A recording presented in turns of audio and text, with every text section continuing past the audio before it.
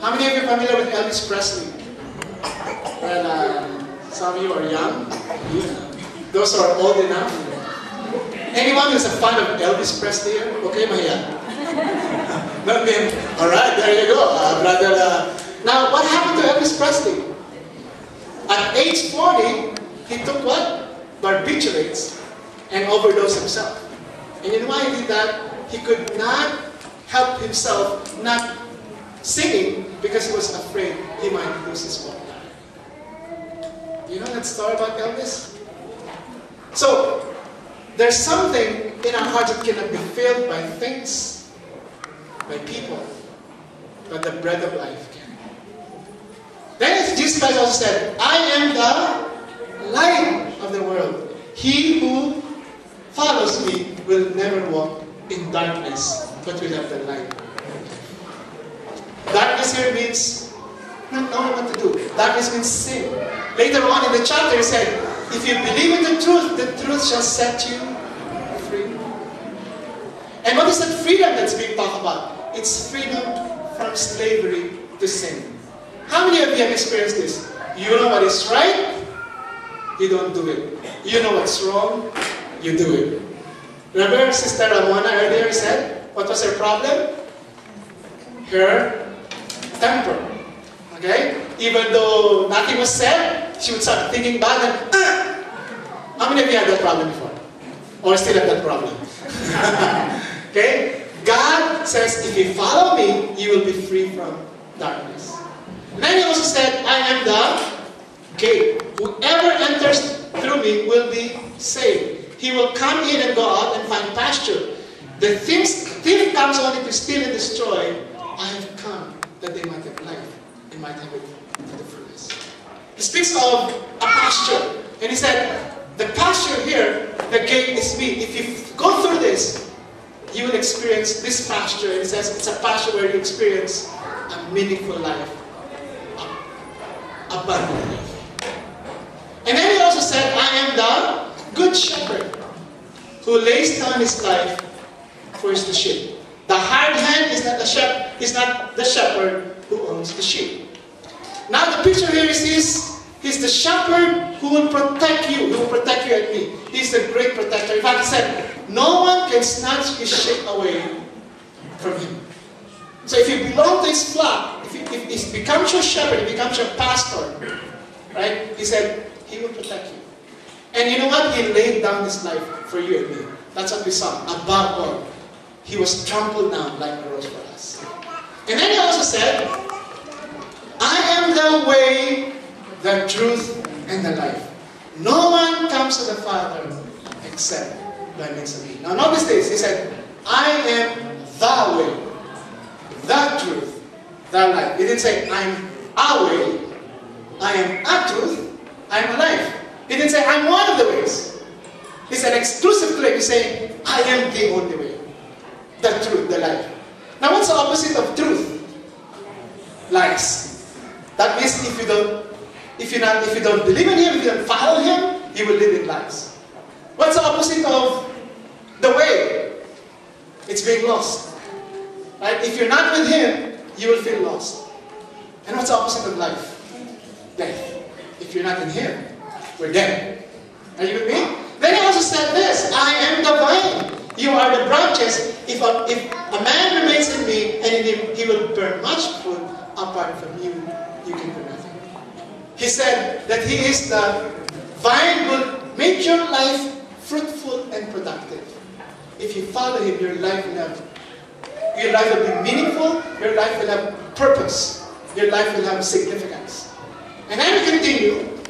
Finally he said, I am the resurrection and the life. And that was before he was resurrected. He said, he who believes in me will live even though he dies. And whoever lives and believes in me will never die. And then he asked this question, do you believe this? Let me pose you a certain question. What if my brother Rod was playing the guitar earlier, came to us, and he said, I am the bread of life. I am the light of the world. I am the way, the truth, and the life. I am the what? So all those things that Jesus Christ claimed, my brother Rob claimed.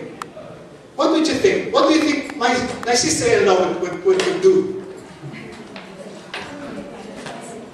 What if someone among us, that I claim the same claim, what would you think of me? Maybe something is wrong. I think we need to call 911 and bring him to the Douglas Hospital. Alright? Or maybe he was really just, an impostor. He just wanted to deceive us. Or maybe he's what he claimed to be. Anybody can claim all of these 7 claims. Do you agree with me? Anybody can say, I am this, I am this, I am that. But how do you verify that he really is what he claimed to be? And in the case of Jesus, how do you verify that he's what he claimed to be? And of course, the resurrection. The resurrection showed us that he's indeed what he claimed to be. Because there's nobody else who conquered death. There's nobody else who died and rose again and never died. Are you with me? And for that matter, we can be convinced, and that's why I like what you sang earlier, that the time to live on, because I forgot the lyrics, but it talks about we live according to what we believe. That's why the Christian worldview is the most reliable worldview. The Christian explanation of reality is the most reasonable explanation for reality. That's why Christ can be relied on, because his resurrection validates who he is. In fact, if you remember the story, when Christ was doing miracles and doing all of these things, and the disciples were following him, one day he was arrested and then brought to the cross. What happened to the followers? What happened to his followers? What happened to the 12 guys who were following him? Or maybe 11, because Judas was already there. What did they do? They all went hiding. They all left. And they said, man, we were duped. Naloko tayo. I thought we followed the guy. No, he's not the guy. And of course, Peter, when asked, do you know this guy? No, I don't know him. Oh, no. You have the same accent. You're from Ilocos. No, just kidding. You're from Galilee. All right? And then he said, no way. No, I don't know him. Come on. We've seen you. And then you know what it says in the third? No. And then he cursed heaven. Did you know that he cursed heaven? The third night? Because they felt they were deceived by Jesus. But things changed when Christ rose from the dead. It says in the Bible, for 40 days after he rose from the dead, he was with the disciples. He ate with them, fellowship with them, in order to prove that he was not a ghost, that he was indeed the risen Jesus. Proving that he is indeed God himself to the king. Isn't that wonderful? That the Jesus you believe is reliable. We can rely on him. Now, the second thing I'd like to point out is that his resurrection validates what he can do for us. It validates what he can do for us. And what is the thing that Christ did for us? Now, first I'd like to point out something. Okay?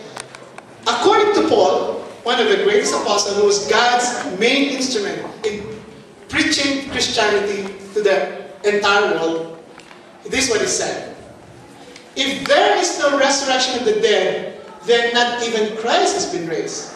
And if Christ has not been raised, our preaching is useless, and so is your faith.